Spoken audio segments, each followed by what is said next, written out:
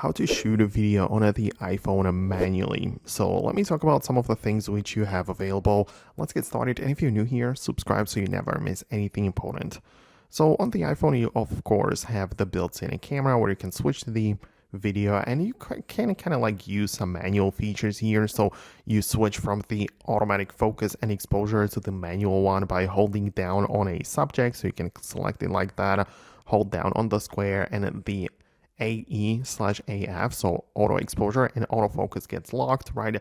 So technically it could work that way. But it's not the best approach if you ask me, and instead I would go to the App Store and look up the Final Cut Camera. This is an app which is a professional camera from Apple. So, it's not even like a third-party app to begin with, right? So I would just get that one. It's free, of course. And in there, you can start using the camera. And the point is that you're going to tap on these buttons here or control thing at the top, and so many different things are going to appear at the bottom. The point is that now we have the manual camera ready. So I can go to the white balance, for example, and choose it to be, either automatic or fixed, but also I can go with the options there, but I can adjust it manually to see what it would look like. The same thing goes for the exposure. I can choose it to be automatic or manual, and I get to decide it that way. Then the autofocus can be turned into manual focus as well, and then I'll be able to adjust it.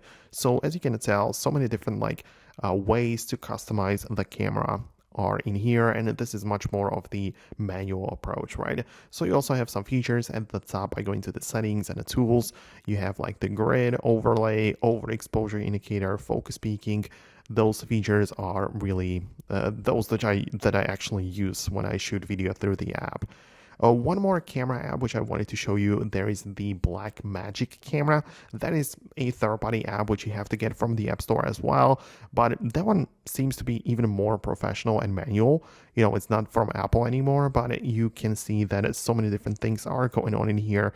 You have the ISO settings, the shutter speed of the FPS. You can switch between the lenses, and it just gets the job done very well because, it's a professional software. So let me know in the comments below if you managed to find the app that you needed and wanted. Hit the thumbs up and subscribe for more videos and tutorials like this one, and I'll talk to you soon. So thanks a lot, and I'll see you later.